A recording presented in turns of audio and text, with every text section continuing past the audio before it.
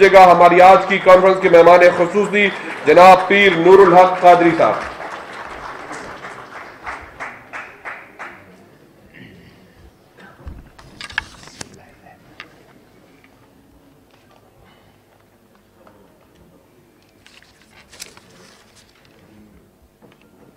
نحمده ونصلي ونسلم على رسوله الكريم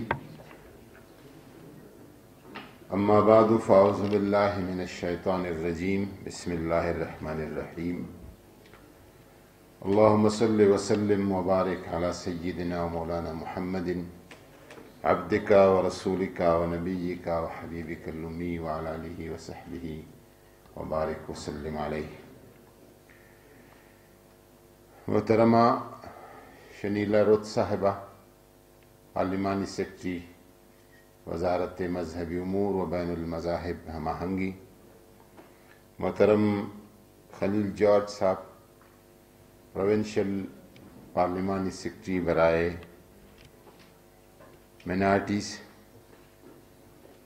سیکرٹری مینارٹیز جناب نور محمد جوگیزئی صاحب، یہاں پر تشریف رکھنے والے علماء کرام، مشائخ اعظام، بشپ صاحبان، پنڈت صاحبان، گرو صاحبان اور تمام مذاہب کے قائدین، اہل علم، اہل دانش، خواتین و حضرات، سب کو السلام علیکم ورحمۃ اللہ وبرکاتہ۔ آج کی اس بزم کا جو موضوع ہے اور اس حوالے سے جو گفتگو ہوئی، یقیناً ہمارے فکر کو اجاگر کرنے کے لیے، ہمارے ضمیروں کو جھنجھوڑنے کے لیے، وہ جو یہاں ارشادات فرمائی گئی وہ ساری باتیں قابل غور ہے، قابل فکر ہے اور قابل عمل ہیں۔ چونکہ وقت کی کمی ملحوظ نظر رہتی ہے، اس لیے تمام مقررین کو سنا بھی نہیں جا سکا اور بھرپور طریقے سے ان کے آراء سے ہم مستفید بھی نہیں ہو سکے، لیکن آج کا ایک ہی پیغام ہے اور وہ پیغام ہے انسانیت کا۔ اور اس سال کے لیے ہم نے موضوع رکھا تھا کہ احترام انسانیت اور بین المذاہب ہم آہنگی۔ یہ ہمارے پورے سال کے جتنے کانفرنسز ہوں گے، جتنے سیمینارز ہوں گے، جتنے ڈائلاگز ہوں گے، جتنے مباحثے ہوں گے، اس میں یہی ہمارا ٹاپک رہے گا۔ اور اس کی وجہ یہ ہے کہ ہمارا اور آپ کا جو رشتہ ہے انسانیت کا، یہاں کسی صاحب نے مولا علی کرم اللہ وجہ کا قول نقل کیا کہ آپ نے فرمایا کہ دو قسم کے آپ کے بھائی ہیں، ایک اپنے مذہب کا بھائی ہے، دوسرا آپ کا انسانیت کا بھائی ہے، اور تیسرا جو ریاست کا ایک ماڈرن تصور ہے، اور وہ تصور ریاست مدینہ کے عین اس کی عکاسی کرتا ہے، وہ یہ ہے کہ ریاست کے اندر جتنے بھی عقائد اور مذاہب کے لوگ ہیں اور جتنی بھی زبان اور بولی بولنے والے لوگ ہیں، جتنی بھی ثقافتوں کے حامل لوگ ہیں اور جتنی بھی رنگ و نسل ہیں، وہ ریاست سب کی ہے اور ریاست سب کا ہے۔ وہ ایک جھنڈے تلے ہیں، ایک دستور اور آئین کے تحت ہیں اور ایک نظام کے تحت ہے، اور ایک شہری ہونے کے ناطے کوئی اول نہیں ہے، کوئی دوسرا نہیں ہے۔ اکثریت کو ہم پہلے درجے کا شہری نہیں کہہ سکتے اور اقلیت کو ہم دوسرے درجے کا شہری نہیں کہہ سکتے۔ شہری حقوق میں ہم اس کے بالکل برابر ہیں، اور یہی ریاست مدینہ کا تصور ہے۔ اور بہت سارے اس حوالے سے واقعات ہمیں ملتے ہیں کہ ریاست مدینہ یا زمانہ خلفائے راشدین کہ حضرت عمر جب یروشلم سے نکل رہے تھے تو آپ سے پوچھا گیا کہ یہاں کے جو مسیحی اور یہودی ہیں ان کے ذمہ داریاں کیا ہیں اور حقوق کیا ہیں، تو آپ نے فرمایا لہم ما لنا وعلینا ما علیہم، ان کے وہی حقوق ہیں جو ہمارے ہیں اور ان کی وہی ذمہ داریاں ہیں جو ہماری ہیں۔ اور یہ شاید کسی نے تاریخ میں نے تو کہیں نہیں پڑھا ہے کہ خلیفہ رابع حضرت مولا علی کرم اللہ وجہ ایک یہودی کے سامنے وقت کا قاضی یہودی کے حق میں فیصلہ کرتا ہے، کیس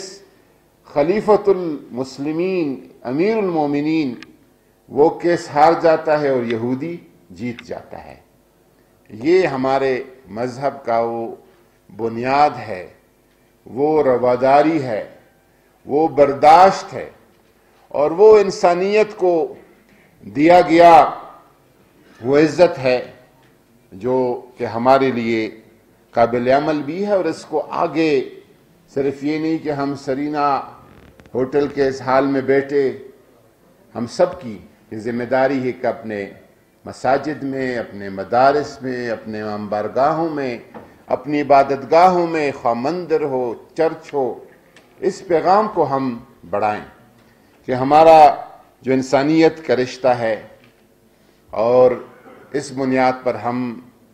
مل بیٹھتے ہیں، ایک دوسرے کو سمجھنے اور پرکھنے کی کوشش کرتے ہیں، ایک دوسرے کو سنتے ہیں اور سمجھتے ہیں، اور جو ایک دوسرے سے اپنی اپنائیت کا اور محبت کا اظہار کرتے ہیں۔ انسانیت کو حضور صلی اللہ علیہ وسلم نے جس طرح یہاں حجت الوداع کا حوالہ دیا گیا، اور ایک واقعہ کہ حضرت بلال جو کہ حبشی تھے، حبشی النسل تھے، اس کو ابو ذر غفاری نے، جو اپنی نسل کے حساب سے مدینہ کا بڑے نسل کا بندہ تھا، اس نے اسے کہا کہ یا ابن السودا، ایک کالی عورت کے بیٹے۔ حضور کو جب یہ بات پہنچی، حضور کا چہرہ سرخ ہو گیا اور بالکل آپ کے بدن اور جسم پر غصے کے آثار ظاہر تھے، اور ابو ذر غفاری کو کہا کہ انک امرؤ فیک الجاہلیہ، تو وہ بندہ ہے جس میں ابھی تک جاہلیت باقی ہے۔ اور پھر حضرت ابو ذر غفاری نے رو رو کر منت کر کر کے حضرت بلال حبشی سے معافی مانگ لی۔ یہ وہ دین ہے جو کہ ان امتیازات کو، ان تفاوتوں کو، ان افتراق کو ختم کر دیتا ہے۔ حضور خود مسجد نبوی میں مسیحیوں کو کہ وفد کے لیے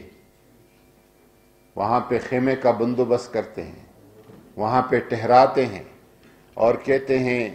کوئی صحابی کہتا ہے کہ یہ میرے مہمان ہوں، حضور نے فرمایا یہ میرے مہمان ہوں گے اور مسجد نبوی کے اندر ٹھہریں گے۔ یہ کسی بھی اس مذہب کے لیے جو کہ اسلام نہیں ہے، لیکن ان کے لیے حضور نبی کریم صلی اللہ علیہ وسلم نے، ہماری دین نے بہت فراخی دکھائی ہے، اور اس حوالے سے واضح پیغام محبت کا اور مساوات کا دیا ہوا ہے۔ میں یہ گزارش کروں گا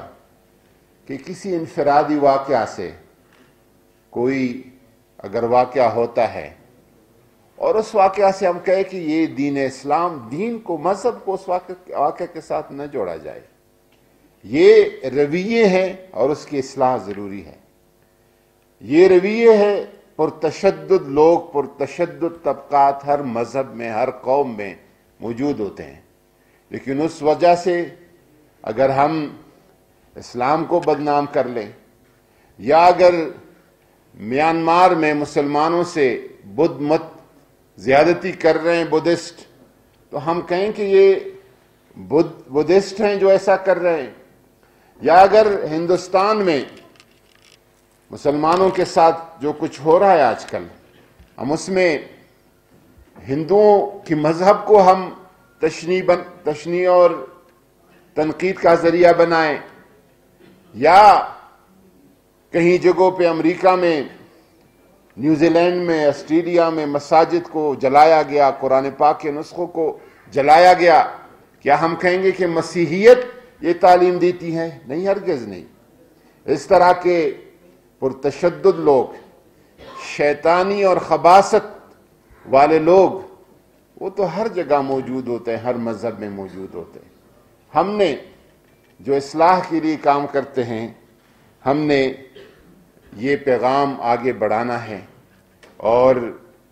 محبتوں کو انسانیت کے بنیاد پر، میرا اپنا ایک دین ہے، اپنا عقیدہ ہے، اور کسی کا دوسرا عقیدہ اور دین ہوگا، میں جبر کے ساتھ، سختی کے ساتھ اس کا دین بدل نہیں سکتا۔ لا اکراہ فی الدین، اللہ نے حکم دیا ہے کہ دین کے معاملے میں کسی پر جبر نہیں ہو سکتا، یہ اللہ تعالیٰ کا حتمی حکم ہے۔ ہم کیسے کسی پر اس کا عقیدہ یا اس کا مذہب یا اس کا دین بدل سکتے ہیں؟ تو اس لیے ہماری یہ جو کاوش ہے، کوشش ہے، وہ یہی ہے کہ ہم ایک دوسرے، کیونکہ بہت سارے مسائل تب محسوس ہوتے ہیں کہ جب ہم آپس میں ملتے نہیں، ہم آپس میں بیٹھتے نہیں۔ جب بیٹھ جاتے ہیں، ایک جگہ مل بیٹھتے ہیں، گفتگو کرتے ہیں، ایک دوسرے کو سنتے ہیں، کھاتے ہیں، پیتے ہیں اکٹھے، پھر یہ سارے دوریاں جو ہے یہ ختم ہو جاتی ہے۔ ان کنونشن یا کانفرنسز کا اصل مقصد یہ ہے کہ جو مذہبی قائدین ہیں وہ اکٹھے مل کر اپنے پیروکاروں کو، اپنے لوگوں کو اس بات کی تلقین کریں کہ ہم نے ان اختلافات کو، ان دوریوں کو کیسے کم کرنا ہے، ختم کرنا ہے، اور ہم بحیث انسان کس طرح اکٹھے رہ سکتے ہیں۔ میں اگر یہ کام کر رہا ہوں تو یہ میرا کسی پہ احسان نہیں ہے، بطور پاکستان کے شہری اور اس آئین کے پاسداری کے میری ذمہ داری بنتی ہے۔ میرا آئین، میرا دستور، میرے ملک کا نظام، میری ریاست کا یہ فیصلہ ہے کہ یہ میں کروں۔ پھر میرے مذہب کا مجھ پہ یہ حکم ہے کہ اس طرح کے پیغام کو میں آگے بڑھاؤں۔ پھر میرے وزیر اعظم کی نے میری یہ ڈیوٹی لگائی ہے کہ آپ جا کے اس طرح کی رواداری کا اور باہمی تعلق کی آپ بات کریں، اور میں شکر گزار ہوں اپنی حکومت کا۔ میں ہمیشہ سے اس روش کا بندہ ہوں اور انشاءاللہ تعالی رہوں گا، اور میں نے جو اپنے دین کو جس طرح پڑھا ہے، جس طرح سنا ہے، جس طرح پرکھا ہے، وہ مجھے یہی حکم دیتا ہے۔ لیکن الحمدللہ ہم نے اس دوران، سب کو پتہ ہے کہ قومی commission, national commission for minority, یہ ہم نے بنایا ہوا ہے، اور پہلے اس کا چیئرمین وزیر ہوتا تھا۔ میں نے پہلی دفعہ یہ ڈیسائیڈ کیا کہ نہیں، اس کا چیئرمین کوئی مائنارٹی کا، اقلیتوں کا بندہ ہو، اور ایک ہندو پرسنالٹی کو ہم نے اس کا چیئرمین بنا دیا ہے۔ بے شک اس میں مسلمان ہم نے رکھے ہیں، 2 علماء رکھے ہیں، اسلامی نظریاتی کونسل کا چیئرمین، تاکہ جو بھی کوئی قانون بنانا ہو، کوئی مسئلہ آگے بڑھانا ہو، افہام و تفہیم سے ہو، اس سے پہلے کہ بن جائے اور بعد میں پھر اس پہ اختلافات ہو، وہیں پہ کمیشن کے اندر اس پہ ڈسکشن ہو اور ہر ایک کے موقف کو سنا جائے۔ ہم نے اس کا بل بنایا ہے، جس میں اس کو ہم ایک آئینی شکل دے رہے ہیں۔ میڈم شنیلا رت وہ ساری کاوشوں میں، کوشش میں ہمارے ساتھ رہی، اور ہم نے نیشنل انٹرفیتھ پالیسی، پہلی دفعہ نیشنل انٹرفیتھ پالیسی، بین المذاہب ہم آہنگی کی پالیسی ہم نے پیش کی تھی، لیکن عمران خان نے کہا کہ اس کو وزارت داخلہ کے ساتھ، وزارت انسانی حقوق کے ساتھ، اور جو قومی سلامتی کا مشیر ہے معید یوسف صاحب، آپ سب اکٹھے ہو کر اس پہ بات کریں، سب کے موقف کو سنیں، اور ایک ایسی پالیسی لے آئے جس کو ہم نیشنل ایکشن پلان کا اور قومی سلامتی کی پالیسی کا حصہ بنا سکیں۔ اگلے ہفتے میرے خیال میں منگل یا بدھ کے دن ہمارا اس پہ میٹنگ ہے اور اس کو حتمی شکل ہم دے سکیں گے۔ یہ ساری چیزیں ہم اس لیے کر رہے ہیں کہ اس ملک کو، اس وطن کو ہم پرامن بنا سکے، ہم سب کے لیے باعزت بنا سکے، ہم سب کے لیے اطمینان کا باعث اس کو بنا سکے۔ اور میں اگر یہاں پہ میں جو گزشتہ کچھ دنوں سے جو ہندوستان میں ہو رہا ہے اور جو دنیا کا سب سے بڑی جمہوریت اپنے آپ کو کہتی ہے، سیکولرزم کے جو دعوے کرتی ہے، اور وہاں پہ مسکان کے ساتھ، اور یہ ایک مسکان تو میڈیا پہ آ گئی ہے، اس طرح ہزاروں لاکھوں مسکان کا قصہ ہے جو کہ اپنے مذہب کے یا اپنے کلچر کے یا اپنے ثقافت کے مطابق وہ لباس نہیں پہن سکتی، وہ حجاب اور پردہ نہیں کر سکتی۔ اس پہ ہم اس طرح کے تشدد کو، اس طرح کی نفرتوں کو جو کہ مودی سرکار، موجودہ انڈین سرکار کر رہی ہے، اس پہ ہم لعنت بھیجتے ہیں۔ اور یہاں پہ جتنی بھی حقوق نسوان کے لیے متحرک تنظیم ہے یا حقوق انسانیت کے لیے بھرپور طریقے سے، میں خاموشی سن رہا ہوں، دیکھ رہا ہوں، کچھ لوگوں نے کیا، ہندوستان کے اندر سے بھی آوازیں اٹھی ہے، فلمی ایکٹریسز کی آوازیں اٹھی ہے، یہاں سے بھی آوازیں اٹھی ہیں، لیکن جس طرح اس پہ بات کرنی چاہیے اس طرح کی بات نہیں ہو سکی۔ ایون کہ اسلامی ممالک نے بھی اس پر اس طرح کی بات نہیں کی جس طرح کرنی چاہیے تھی۔ ایک بہت بڑا المیہ ہے اور یہ آگے ایک بہت بڑے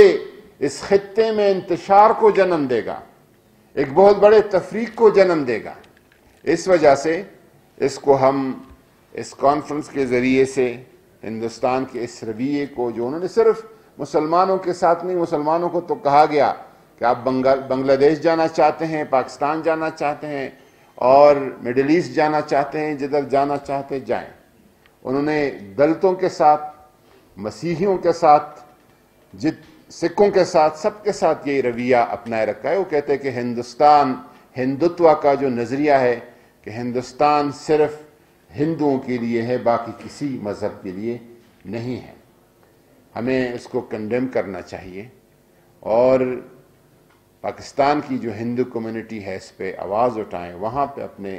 بھائیوں کے ساتھ اور اپنی برادری سے بات کرے اس پہ۔ میں بار دیگر بلوچستان کی حکومت کا، اپنی وزارت کی آفیسرز کا اور سب کا میں شکریہ ادا کروں گا کہ ایک ایسے کانفرنسز کی ہر جگہ ضرورت ہے، لیکن بلوچستان میں خاص طور پر ضرورت ہے۔ بلوچستان محسوس کرتا ہے کہ ہمیں کوئی توجہ نہیں دیتا، بلوچستان محسوس کرتا ہے کہ وفاق ہماری طرف دیکھتا نہیں۔ وفاق کی بھی بہت سارے گلے شکوے ہیں، لیکن اب اس کی بیان کرنے کی ضرورت نہیں ہے، لیکن ہمیں خاص کر وفاقی اداروں کو، وفاقی حکومت کی آرگنائزیشنز اور منسٹریوں کو گاہے بگاہے کوئی نہ کوئی بہانہ اور وہ بنا کر، میں خود اس حوالے سے کہ چلو بلوچستان میں ایک ایکٹیویٹیز ہماری منسٹری کی ہو جائے گی، کبھی علماء و مشائخ کے نام پر، کبھی حج کے نام پر، کبھی انٹرفیتھ کے نام پر کوئی نہ کوئی ایونٹ کرنے کی ضرور کوشش کرتا ہوں، تاکہ ایک ہمارا جو سہارا ہے اور چت ہے وہ پاکستان ہے، اور جب تک یہ چت رہے گا ہم رہیں گے، یہ چت نہیں رہے گا تو ہم سب تباہ و برباد ہو جائیں گے۔ میری یہ دعا ہے کہ سدا سلامت پاکستان تا قیامت، پاکستان، وآخر دعوانا الحمدللہ۔